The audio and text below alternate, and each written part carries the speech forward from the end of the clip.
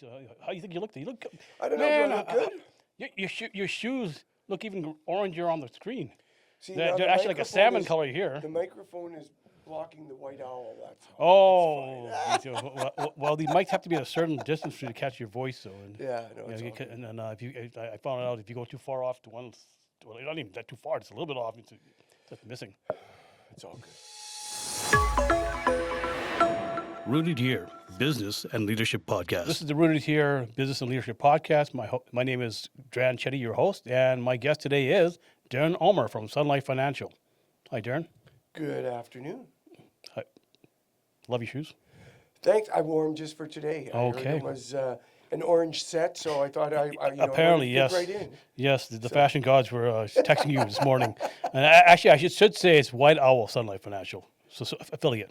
Well, yeah. So How do you say it's it? White Owl Financial Solutions, your Sun Life partner. Sun in Life partner, Saskatoon. yes. Yeah, it's the way the arrangement is set up. We're not actually employees of Sun Life. Mm-hmm. They are the distributor of our products. Okay. So we work with them when it comes to all of our insurance solutions, whether they be life, critical illness, long-term care, personal health insurance.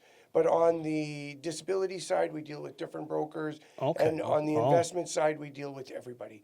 Wow. So it's a Sun Life brand. We're under the Sun Life sun, but for the most part, we're very independent. Yeah. Okay, so then I would address you as White Owl Financial Sure, Solutions. whatever you want. You can address me Or- whatever you want. It's normally White Owl Financial. Yeah. Yes, There we go. we'll stick with that. Okay, great. Let's start off with, well, Darren, for our listeners, could you explain your past? How did you get into the financial business? What was your journey there to that point? So, grew up in a small town here Okay. in Saskatchewan. Back in the late 1900s, as I say to my kids. Oh, yes. Back in the late 1980s, when all my friends we were going to university. When they finished, they all seemed to move to Alberta. I stayed here, and I'm very proud to say I've never had the same paycheck twice. I've been in sales my entire life, and I worked in a couple of different fields. I spent some time working in real estate, and then in consumer products. And 22 years ago, made a change and decided that this was something that I wanted to pursue, and have been involved at. I actually started with Clerica back in the day. Oh, yeah, I remember And Clerica. within a couple of years of being at Clerica, it was purchased by Sun Life, and it's been Sun Life since 2005 or 2006. Yeah. So how did that work out? You started with Clerica, then you left your Sun Life that used to own Clerica, well, it now owns Clerica. So you worked with, that's crazy. So back in the late 1900s, there was a whole group of life insurance companies. There was a company called MetLife, Mutual Life, Primerica? Allstate. No. No, not that one. Not that one? And Prudential. Oh, and yeah, all of those companies came together to form one company called Clerica. They rebranded, and at the same time, they were also selling or responsible for representing Sun Life products. And Sun Life liked the model so much that after about, I think it was 4 or 5 years, they just, purchased everything at Clerica. And amalgamated it It was a all. very seamless transition, and we've been Sun Life ever since. So, Wow. and I mean, we're Canada's leading insurer when it comes to life and critical illness and long-term care. And the other thing is, we're also one of the largest managers of not only personal wealth, but your group wealth. Okay. It's like 1 out of every 6 Canadians that have a pension plan through work, all of those funds are managed by Sun Life Consulting through Sun Life Global Investments. So Wow. it is truly a unique experience because Sun Life is older than Canada. Really? Yeah, it's Do older tell. than Canada, and it is one of the top-rated companies on the stock market by market cap. It's the largest. It is really a great company to be associated. So it's older than Canada. So are you saying that maybe across the pond it was there first? Or how's it work? Or was it established first It before was established the Federation of in- Canada? It was established before the Confederation of Canada. Oh, wow. Really? Yeah, Huh. by about I think it was like 2 or 3 years. Yeah, so What was it called back then? it was called Sun Life. Really? Yeah. A I legacy have name. Well, the next time that you come by the office, I have one of the original incorporation certificates. Yeah, it's a really unique story. Oh wow! Because And they are a global company. I mean, they're in the Philippines, they're in India, they're in China, we're in Hong Kong, the Netherlands, Bermuda. They're obviously in the U.S. as well, but not in the life insurance and investment space. But yeah, no, it's a very large global company. so was it always a Canadian company? It started in Canada. Still a Canadian Still, company, you know, it- headquartered in Toronto and Montreal. So wow. there's different, yeah, and it's in both locations. That's fascinating because then that would put you in the same very small league of other Oh, and companies like the Hudson Bay Company and all that stuff. Been around. absolutely. A really unique story was that during World War One, Okay. sorry, during World War Two, Okay. with the threat from the Germans, the entire British treasury, including the crown jewels of the royal family, were brought over to Canada and stored in the vault in the basement of the Canada Life building. No way, really? They have a picture. We have a picture of them all, of it all. The jewels, the the crown jewels, the gold, and everything, in because they were protecting the treasury from Absolutely. from the Axis in the event that something happened during World War II. Well, I seem to recall hearing that story, but I didn't hear exactly where it was. They were stored. Yeah, and it wasn't. It was only. Recently. It was only recently that they came out with saying, yeah, this is where it was. In fact, here's the pictures to prove it. Well, that's probably why I didn't. Wow, fascinating. Okay, Yeah. interesting. Great. Yeah. Okay. What first drew you to financial planning? What first drew me to financial planning? How did you get into it? Well, I'm probably one of the only people that walked into the office and asked if they were hiring. Okay. The significance of what was happening was that I owned my own business. It was 2003, 2004. Right. I'd been in business for about 8 years, and And that was the financial business? No, thing? no, What was it? another consumer good. Okay. And it was something that the writing was on the wall that there was going to be some significant change in the industry, a lot of consolidation. And I was too small to be consolidated. I would have just been wiped out, or I would have just been left to my own devices. And I wanted to make a change. And a good friend of mine, his wife was working as a business development agent at Clerica. And I literally walked into their office and said, hey, I'm thinking about making a change. Are you guys hiring? And she introduced me to the manager at that time. And over the course of the next 2 months, meeting other executives on the team, made the decision. And, I decided to make the change on Friday, Friday the 13th. Lucky Friday the Yeah, 13th. and literally by March 23rd, I was licensed and had a whole brand new business operating, and it's been onward and upward from there. Yeah. I made the choice because the nice thing about financial services is as Simon Sinek would always talk about, finding your why. My why was I saw family members and different people that were friends where things had happened in their family and there was some devastation because there wasn't some planning. So this gave me an opportunity to actually have something that I felt I could add value. And second of all, I was so tired of accounts receivable and accounts payable. I've discovered that since I've been at Sun Life, they never run out of policies, right? Okay. Well, yeah. I'm not responsible for collecting the payments on them. The products evolve and they have an endless supply of them. And one of the unique statistics I remember back then, and it still exists to this day, is that better than only 40% of Canadians actually own individually held life insurance. Everybody thinks it's okay. I have some through work, or I may have some on their mortgage. Yeah, I've been there. Yep. But only about 2 in 5 Canadians actually own their own policy. That they own it, they're the payer on it. They dictate the beneficiaries of it, and it's theirs for it's theirs. It's not decided by somebody else what's going to go on. So I thought, wow, any market that you can enter into where 60% of the people you see on the street don't have what you have to offer, but probably need it. Oh, yeah. It's a great opportunity. So Absolutely. Was there a defining moment or experience that shaped your approach to helping people with their finances? So, again, right early in my career, uh, a family member that had been working for many years, 20 plus years at one of Canada's largest department stores that happened to close. And that bankruptcy of that national recognized department store coincided with a cancer diagnosis for that family member. And we discovered through that time that, the life insurance that they thought they could count on was gone. The company was insolvent.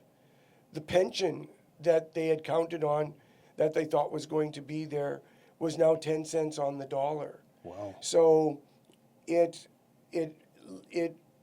built within me a passion for two things. Number one, making sure that your wealth that you're building, that you're creating, that you're controlling it. It's great when your company contributes to things like that, but you need to also do that and take responsibility for that yourself. And number two, the importance of things like critical illness insurance, that at that point in time when you're diagnosed with something like a cancer or heart attack, MS, stroke, Alzheimer's, there's 26 different things that, life insurance is for when you die. But more often than not, having some cash in the event that you're diagnosed with something like that gives you the ability and the dignity to make some choices on your own for your family as to where am I going to get my care, who's going to deliver that care, how long am I going to have that care, and it gives you the breathing room to perhaps put you in the space where you may have an even better chance to recover from it. It's sort of a hand up instead of a hand out. So I took that life experience and, I just made it my life's mission to talk to everybody about critical illness insurance and life insurance. And it's, it's one of those things that everybody needs. Not everybody has it taken care of. And Right. those that haven't, I think we as a team have a great approach to just, I think the biggest compliment we get from our clients is that we do our very best to make what a lot of people tend to think is very complicated something that's very simple. Yeah. Yeah. You know, Absolutely. Great. What does rooted here in Saskatchewan mean to you personally? Having been born here, lived here all my life, my kids are here. My parents, my mom is still here. I think that for so many years, we've always been that great place to say it was a great place to be from. It was that flyover, right? Whereas now, I just got back from a week in Ottawa at what's called the Conference for Advanced Life Underwriters, where Wow. top financial advisors from around Canada. We meet with CRA, we meet with the finance department. We meet and collaborate to find out the things that are, what are working for everyday Canadians to help grow their wealth, protect their wealth, and make sure that, if your health ever fails, that there's enough wealth to, help rebuild that. Right. But now, whenever we're in that type of a room with top people, economists, everybody wants to know about Saskatchewan. Yeah. We're great. rooted here. Your kids can own a home here. Your kids can start a business here. It is absolutely fabulous. And feel relatively safe here. And feel relatively safe. And I just watched yesterday a social media post of a young lady that's going across the country and talking about all the different universities. And what stuck with me from her podcast or her little social media vignette was she called the University of Saskatchewan the Oxford of Canada. She said, walking across the campus, she said, this reminds me of the Oxford of Canada. It's this beautiful, historic place. And she listed off all the accomplishments and how it's rated in the top 5, not just in Canada, but across the U.S. too as well, in some of the different categories of the education you can Wow. get here. So we're the center for food. We're the center for food, fuel, fertilizer, Yeah. and also for an education. So yeah, this is a great place to be. It is. Have your roots here. It is, I've lived in other cities, bigger cities, centers, and I found myself coming back to Saskatoon, and I had my family here, and it's a place you kind of want to just to start things and grow a family Absolutely. and breathe a little easier. I think, eh? Absolutely. Yeah. Your cost of living, there's I mean, every city has challenges. they do. I don't Yeah. think our city has any challenges that are much different than any other ones. Yeah. I think we have some great leaders provincially that are doing everything they can to address that. I know locally there's also some people working on those things, but I control what I can control, and I can control just making sure that in the event that people will say, "What do you do for a living?" I said, "Well, I'll tell you, I am my client's best friend on their worst day." Wow. In the event that something happens and somebody doesn't come home from work, whether it's an injury, an illness, or maybe a death, everybody will show up with a cake and a card. I'll show up with a check. And I'm the only one that gets to do that, to make sure the lights stay on, kids go to school, bills are paid, Wow. and we honor their memory. So, Well, that's beautiful. Saskatchewan is known for strong community ties. How does that influence the way you work with clients? And you kind of answered a lot of that earlier on. well, but if we think of it this way as well, maybe take a little bit of a left turn on it in that the great part of Saskatchewan and the great part of Saskatoon is the community. And whether you're at a Husky football game or any other Husky athletics event, or you're at the St. Paul's Hospital Foundation Black Tie Bingo, or you're at the Jeans and Jewels fundraisers, or at the NSBA or the Chamber, you're running into the same people. You're running You into are. positive, passionate, community-minded people. And at White Owl Financial, we also give back to our community. We volunteer regularly at the Friendship Inn. We also support other charities, different events that we do, and also events that we attend. Right. So community is important. The people are important, and the spirit of the community to help those around us is also important. And from a sporting point of view, I don't think there's a better place to be when it comes to sports. We've got a great junior team. We've got a great national lacrosse team. Our, football, we are the hotbed of football in Canada now. Yeah, we didn't do too bad last season. No, we didn't do too bad. The Huskies came up, arguably a quarter short for the national championship. We all know the success of the Riders. They're do. just down the street right now practicing. I'm looking forward to the season opener here Yes. at Griffith Stadium. It's just a great place to be. It is, absolutely. What are some of the unique financial challenges or opportunities you see for families and businesses here in the province?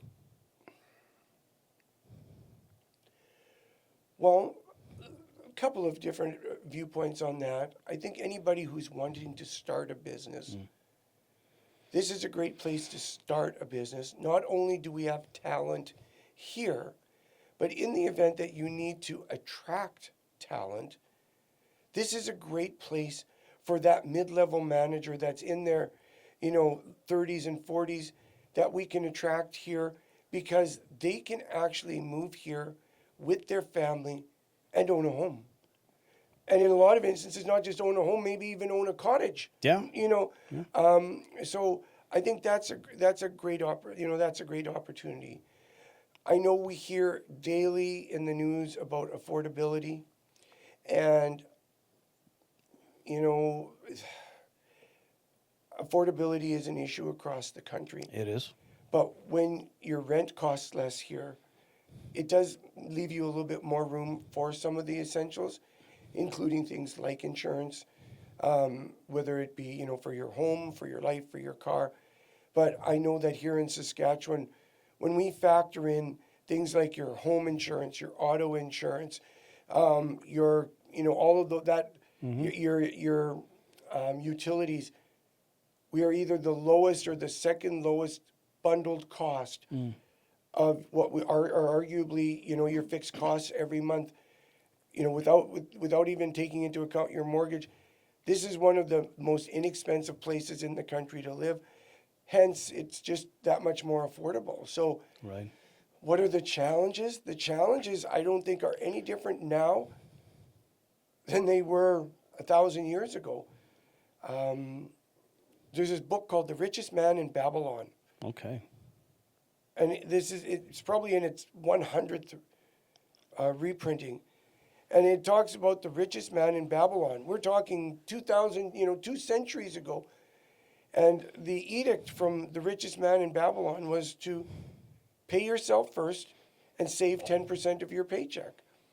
And I think the biggest challenge is, the financial literacy of understanding and taking the time to go through your family budget on the table, be honest with yourself and say, what are some of the things that we can do to start saving for tomorrow? If anybody, if I had to look back at my 25-year-old self and have a conversation with him today, it would just be save more earlier. Yeah, absolutely. I totally agree. And you basically answered the next two questions already. Oh, Great. How has financial planning changed over the past decade? Or has it? well, it changed leaps and bounds. I mean, one of the things that's changed, and it's for the best, is the consumer protection that's out there. As a financial advisor, we are under strict guidelines.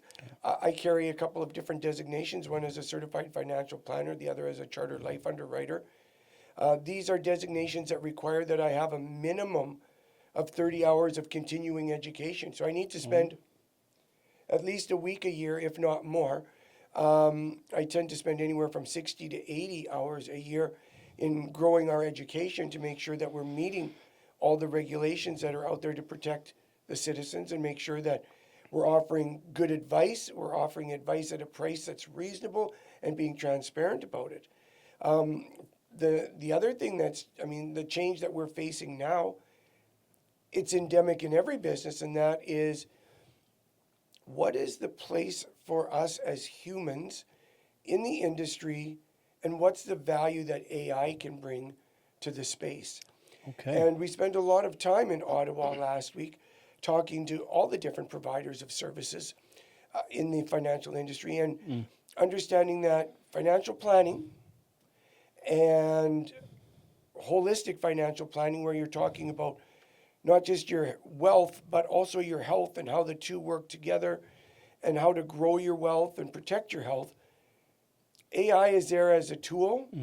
There's very few people, I could ask over the next 3 days AI the same question as it relates to the best place to invest, and should it be an RSP versus a TFSA, should it be a first-time home buyer's account, and get 3 different answers every time you ask it. Right. And at the end of the day, when people are making decisions about millions of dollars of their hard-earned savings and pensions from work, or whether they're just opening up their very first account, it's great to use the AI, to get some ideas, but AI and social media, I don't believe is going to replace what a good financial advisor Right. is able to do for you. And to provide you with the information that you need to make the decisions that are right for you. Okay. Fair enough. In your experience, what habits separate people who feel financially confident from those who consistently feel stressed? It goes back to Saving early? 3 BC in 3? Babylon. Okay. Pay yourself first. Yourself first. You need to set up a systematic arrangement where every month, every paycheck, and I strongly recommend it be done on your paycheck. Start with $25 a paycheck, going into something like a tax-free savings account or an RSP, or if you're saving for your first-time home. Because there'd be very few Canadians out there right now that if I just took $25 out of their bank account right now, they would even notice it was gone. Because we live to what our balance shows on the ATM, and if it's not there, we don't spend it. So to say, well, we'll spend we'll save it after we've paid all the other expenses. Yeah.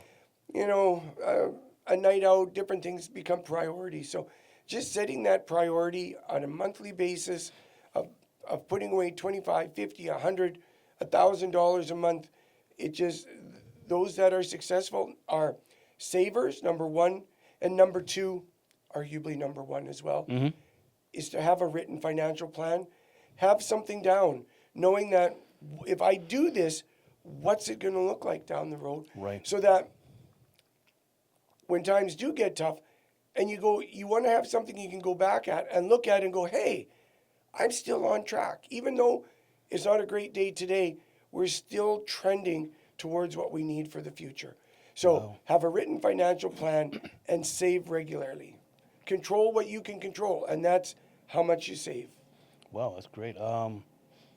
What conversations do people avoid having about money that they really should be having?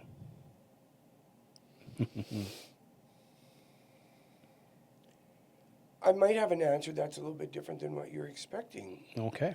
And it's just a factor of, some of the conversations I've had to have with clients within the last week, and that is talking to your kids about what it's going to look like when it comes to that point in time where mom and dad may need some help. And what I mean by help is, who's going to take care of mom and dad? Where are mom and dad going to live? And who's going to be there to help mom and or dad make some financial decisions as they age and perhaps can't do it themselves? It's those are very tough conversations. And then coupling that with when somebody is taking time from the family, spending that time to take care of mom and dad, be there for mom for appointments, be there for dad, be there for all of that time, and somebody lives here and mom and dad live here, and the other person lives in Vancouver and comes once a year and maybe sends makes a phone call on Mother's Day, yet they still expect that they should get half of mom and dad's estate. Exactly. So the tough conversations tend to revolve around, who's going to take care of us, take care of mom and dad when they're older. And I think there's too many Canadians that think that their retirement is dependent on what mom and dad are going to leave them. And we're living longer than we ever have. Yeah. And the cost of care is higher than it's ever been. And there's going to be a lot of people that get a very unique or very rude awakening where by the time mom and dad are spending $4, $5, $6, $7, $8,000 a month out of their savings for 2.5, 3, 4, 5 years to live in their retirement, where they require some care, all of a sudden that $500,000 or $1 million is not there anymore. Yeah. And so those types of things, those are hard conversations. But as a financial advisor, when we have a written financial plan for our clients, we model for those types of scenarios. And then we have very candid conversations with the family to say, all right, this is what it's going to look like, and this is what it's going to look like in the end, and this is why we're doing what we are, and this is when mom and dad are planning on selling the home, maybe your family home, and this is why. And how about the family cottage? Who's getting the family cottage?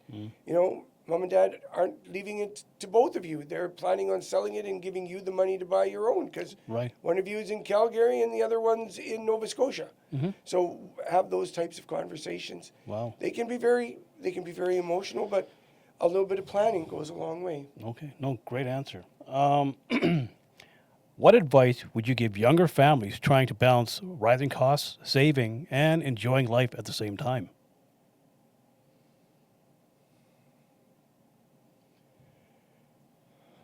That's a very good question. I think, having raised two amazing kids myself, multiple sport kids, athletes playing in different sports, the costs for the sports, the costs for the travel, the costs for the tournaments, running your own life, and being like, if I had advice for them, I legitimately would ask them to find one night a month or one afternoon a month, perhaps a Sunday afternoon, where mom and dad, away from the kids, can sit down at the table, breathe, and and very candidly take a look at the bank account and the credit card statements, and with no judgment, go through them and see on a monthly basis what can be done.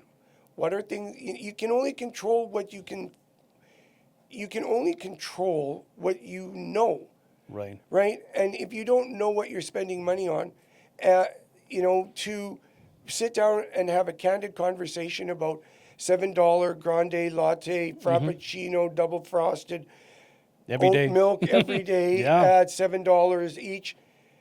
That $100 a month could go a long way to putting some money aside for the kids' education. Could go a long way to making sure that in the event that mom or dad were diagnosed with a critical illness, that somebody like Sun Life could show up with $100,000 to make sure the lights stay on. So my advice would be, number one, find some time to understand your own budget, and two, spend some time with your financial advisor, a trusted advisor with accreditation, somebody that has their financial planning designation, and again, with a candid and realistic budget and somebody working independent from you to help you put together a plan. It has been proven time and time again that those Canadians that have a written financial plan over the last 40 years are retiring with as much as 60% more savings than people without. Wow. So almost double, just because they wrote it down. Right. I know for some individuals, addressing financial issues or looking at the statements could be like looking at the monster under the bed or in the closet. They still want to look at it, so put it off as long as possible, not face the reality of situations. Oh, I agree with you 100%. It is. I think it's probably more soul bearing than telling your date how many girlfriends you've had in the past. Yeah, your financial habits. Yeah, coming in. Yeah. 100%. It's. I think that type of honesty and that type of candor, though, leads to deeper relationships, understanding, especially young people that are starting out and, are engaged or they've been together for 2-3 years and now they're buying their first home, planning on buying their first home. Understanding each other's financial, Habits. almost their financial personality Yeah, goes a long way, yeah. right? Can make or break a relationship. Yeah, Absolutely. Yeah. Absolutely. Well, if you look at, it has been in the past. You look at a marriage like a business. You get two different type of partners in this business. Well, one maybe has a different financial style or whatever. That can affect the success of that business long term. Well, absolutely. And I know we deal with farm families, and Yeah. it's not uncommon in today's farm families. And we're not, most farm families are multi-million-dollar farm operations where it's not even an option anymore. Before anybody enters the bloodline of the family, before any of the farm family kids get married, their partner has to sign an interspousal agreement, a prenup. And it's not about whether or not the relationship is, it's about the family farm. It's about the business. family business. Yeah. And this is a family decision that was made. It's not, it's not nothing personal against each other. We're protecting the family farm. We're protecting the family legacy. We're protecting the family business. So understanding that before you even get into this is what you're getting into, and this is what you would get out of it. Just honesty and truthfulness and that type of transparency, I think, is the foundation of most successful relationships. Right. Okay. No, great. For business owners listening, what are some of the common financial mistakes you see entrepreneurs make? They take care of everybody but themselves. Okay. Right? At the end of the day, I remember many times people saying, because I've been in business, for the most part, been in business for myself all my life, and say, well, it must be great, and I'm like, well, yeah, it is. I pay everybody first, and I get what's left over. And every business owner out there understands that. I mean, we put in blood, sweat, and tears, and at the end of the day, sometimes it's hard to turn that blood, sweat, and tears into dollars and cents for us to pay our bills. So, again, when it comes to that, the most important thing is sitting down and having a written plan, but working with a financial advisor.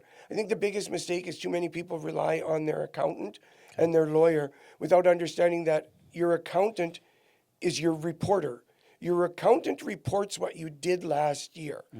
Your lawyer helps to set up and help do some preparation for the future. However, there's nobody that does planning. And somebody like a financial advisor working with business owners, there are so many opportunities that we have out there to help business owners save, save on, to help them understand that there are strategies out there that, again, when I was in Ottawa last week, meeting with CRA, there are strategies out there that have the stamp of CRA saying, this is something that's acceptable to us today, that allows you to start protecting your business in the event of a catastrophe, if you weren't there anymore, but at the same time, create a place for you to store some of the wealth within the company, pay less taxes in it now, and at that point in the future where you want to use that wealth to fund your retirement, turn all that blood, sweat, and tears into dollars and cents. We can turn on a tap and give you a very predictable, very inexpensive, tax-efficient or tax-free income in retirement. So again, have a written financial plan.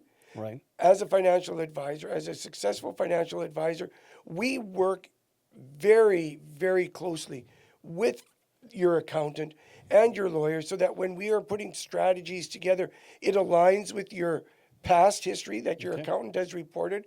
It aligns with the accountant as to this is the direction it looks like the company is going. And it aligns with the lawyer to make sure that the legalities are put in place as we have trusts and new operating companies and holding companies, and where's the right place to store the wealth and family trusts and things like that. So conversations is what it's all about. Wow. Okay. All right. Next question. Financial planning is deeply personal. How do you build trust with clients?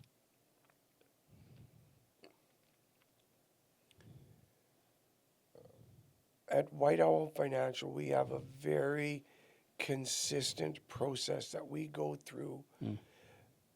Some would call it a discovery. We talk about welcoming you into the nest. Yeah.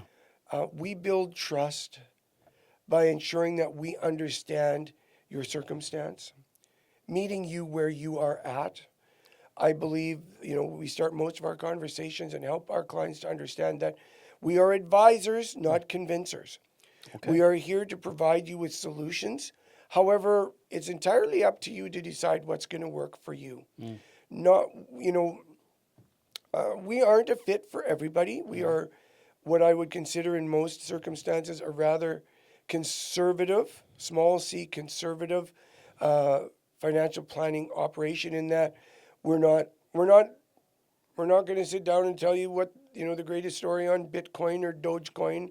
We're not going to try and put your entire portfolio into gold, and we're not going to look at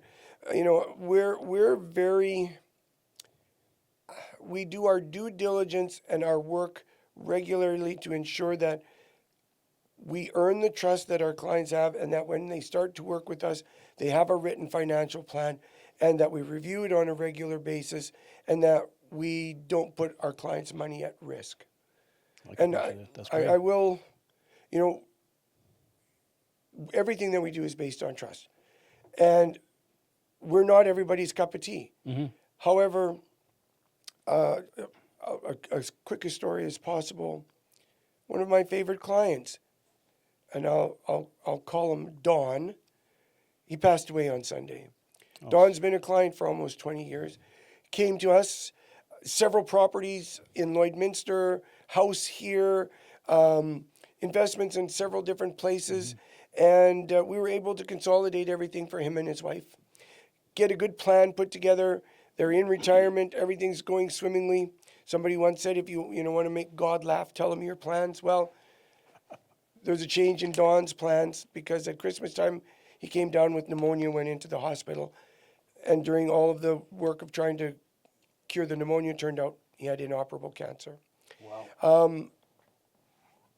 The blessing that Don had was that he did have some time. We got to meet with him and his wife, and we met with them in their home and went through what the plan looked like, what changes we needed to make to the plan to make sure.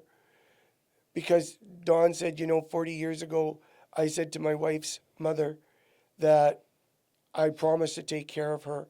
And the work that you've done now for me has helped me to make sure that I've fulfilled the promise that I made to her mom. And in that conversation, we never once talked about fees. We didn't talk about prices. We didn't talk about Bitcoin. We didn't talk about any of that. We talked about making sure that his wife that Eileen is being taken care of. She'll have no wants going forward. The money is safe, and that their 5 kids will benefit from the work that they've done when Irene is no longer here either. So, building trust, you don't build it quickly, but those clients that work with us, at the end, we're there for them, and that's the best part of what we do is getting to deliver on those promises that we make. Right. So, No, that's a great story. Great. What's the most rewarding part of helping people plan for their future? I think you kind of basically answered that question. Helping people navigate those unforeseen, dark times in their life. a very good friend of mine exercised maid earlier this year. Boy, this is going into a real dark place. You got a Kleenex? All right. And prior to deciding to exercise maid, Okay. medical assistance in dying, Yeah, I'm aware of that. somebody who had lived with and accommodated cancer for over 10 years, Wow. phoned me and said, his wife phoned me and said, he has a question for you. And he came on the line and said, if I exercise maid, will it void my life insurance? And I said, no, that's a TV thing. It won't. No. And he said, thank you. Because I've been struggling with whether or not I wanted to do that. And now it'll give me the dignity to make the choice on my terms. And he was able to do that. A group of friends were there when he decided to use that option. And, it's great to be able to, to say we help people save money. But sometimes on the other side, to give them the dignity to make choices at the worst time in their life, to give them some peace and their family around them, that peace and dignity is a blessing that I get to live too frequently lately, but it's things like that. Okay. Wow. All right. What have your clients taught you over the years? Oh my goodness. I think it is the true never judge a book by its cover. Okay. You All can't right. tell somebody walking in how much money they got, how much insurance they've got. You can look out the window and see what they drove up in and think that that's going to tell you whether or not they're going to be a good client or not. Okay. They've taught me that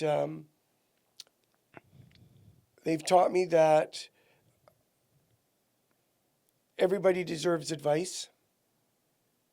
They've taught me that by giving people options and choices, most people left to their own devices will make good choices. Okay.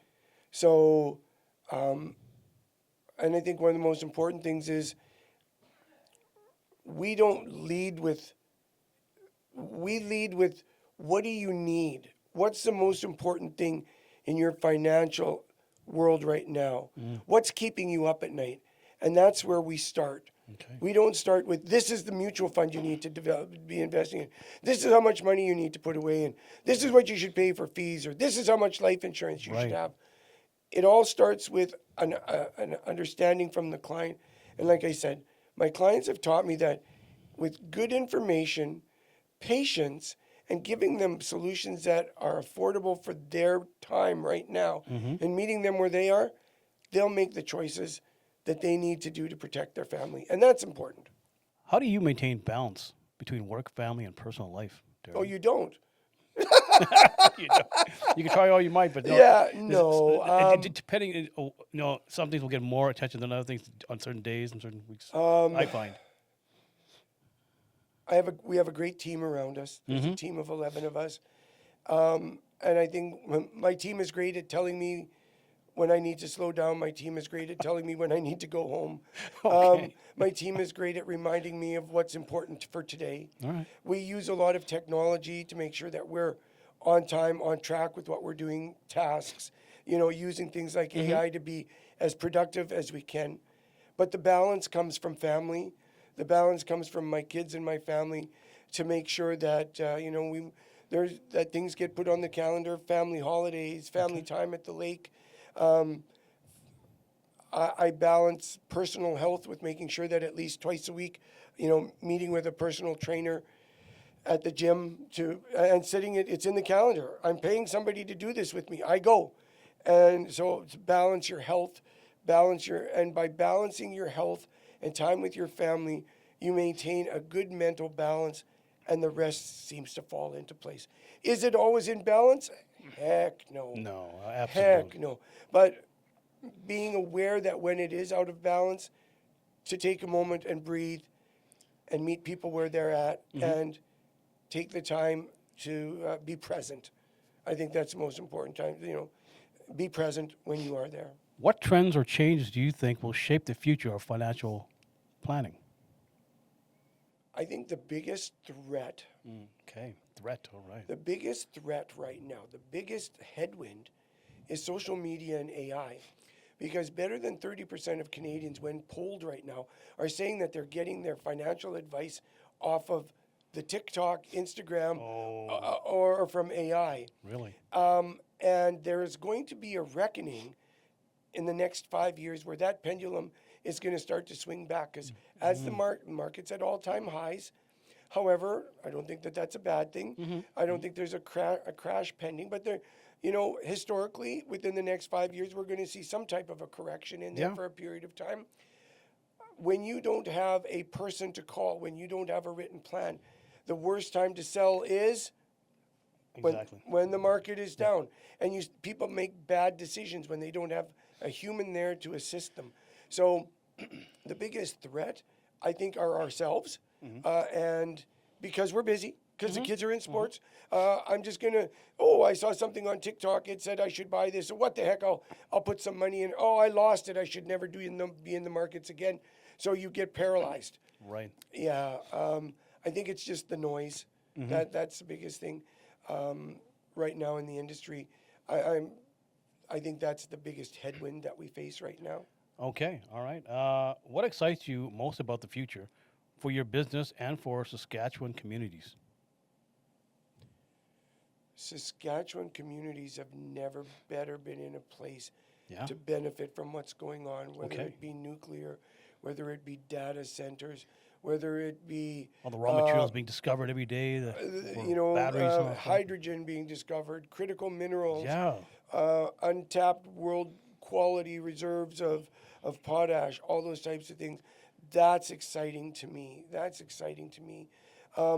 And the other thing that excites me is, we have two new young advisors on our team. Okay. One in his late 20s, the other in his early 30s, industry experience that have cut their teeth on some of the AI tools that are out there and to help put together financial plans and portfolios to help people maximize their savings with the best, with the lowest, not say the lowest cost fees, but with fees that are directly aligned with the service that you need. That's exciting.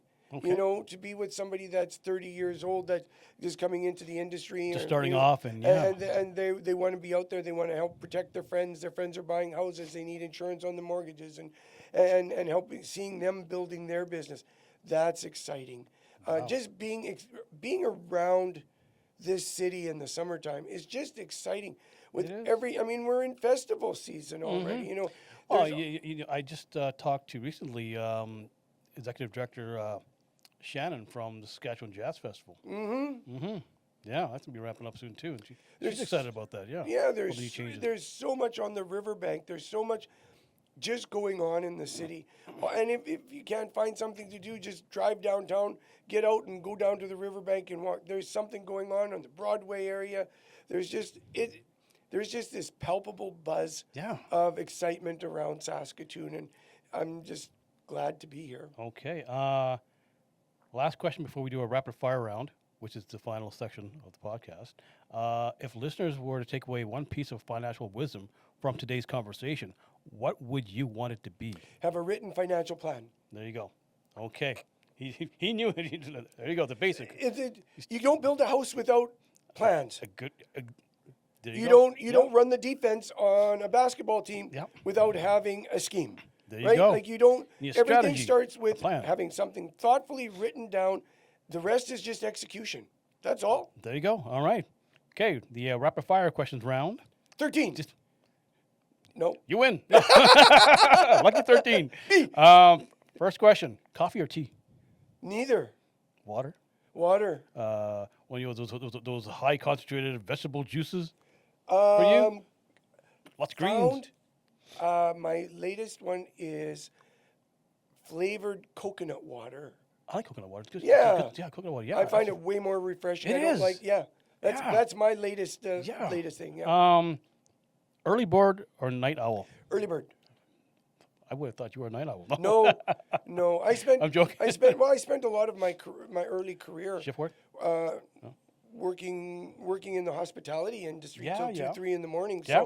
So I can do it, but I prefer to get up and it's nothing better than the deck at 4:30 in the morning, watching out over the lake as the eagles are soaring. Oh, look at you! Yeah. Look at this. Okay. Yeah. Best Saskatchewan road trip destination. In Well, Saskatchewan. for me, it's Meeting Lake. Meeting. Okay, for Meeting fishing. Lake. If I had to pick another one, I would probably go with Elk Ridge. Okay. All right. Elk Ridge, Waskasiu, like the two. Yeah. together. You go That that PA area. National Park. Yeah, absolutely. Favorite way to spend the weekend? Did I say Meeting Lake already? You said it. Yeah. You can say it again if you want. Yeah, at the lake. Meeting Lake. Back at the to Meeting lake Lake. with kids. At the lake with family and friends. Okay, great, beautiful. Book or podcast recommendation? Oh, recommendation. A recommendation. For book, Book. you should be. Everybody should be reading Mel Robbins. Mel Robbins. Yeah, Mel Robbins, latest one. And from podcast, my favorite podcast right now is Diary of a CEO. Oh yeah. Yeah. That's a good one. Yeah, I great, watched that from great time. one. Yeah. Most underrated part of Saskatchewan life. That's maybe a tough one. Underrated. No, I think the most underrated thing is being outside in the wintertime on a snowmobile by a lake with your friends. You know, Oh, you yeah, talk yeah. to people, oh, it's so cold in the wintertime. No. Well, it is cold. But when you're out with your friends Exactly. on a snowmobile, in an ice fishing shack, cross-country skiing, when you're out, I think, until you actually experience that fresh, crisp, clean air and the exhilaration of being out in it with your friends in the wintertime, Yeah. that's a life-changing experience. Absolutely. One word your team would use to describe you. Oh, Wise. wise. I could picture them saying that every day. Boy, this Darren guy, he's wise. He's our Yoda.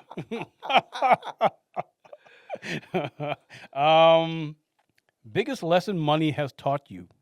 I mean, biggest lesson having no money has taught you. Biggest lesson money has taught me Okay. is that money doesn't solve problems. You're right. It doesn't. No, sometimes it can create problems. Yeah, that's right. Absolutely. Golf course or fishing boat? You golf? How about pontoon boat? Oh, okay, yeah. We'll Whether take I'm that. fishing or not on it, yeah, how yeah. about golf course Yeah, or yeah. on the lake? We'll I take would it. say on the lake. Okay. Favorite local restaurant? Favorite local restaurant would be. I'm gonna go with So many, eh? Bistro on B. Actually, is Oh, one yeah, of my yeah. That's favorites. not too bad. Yeah, absolutely. Great barbecue. Yeah. That's more of our lunch place. Our Mm-hmm. supper place would either be Primal or Loki. Oh, okay, I'm trying low key. I'll give you the address. Give me the address. I'll try It's it out. across the back alley and just down the way from Bistro on B. Amazing. Okay. Absolutely Let's amazing. do it. Last two.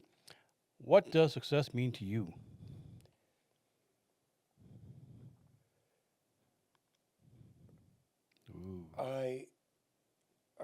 colleague, a friend that does a lot of professional speaking.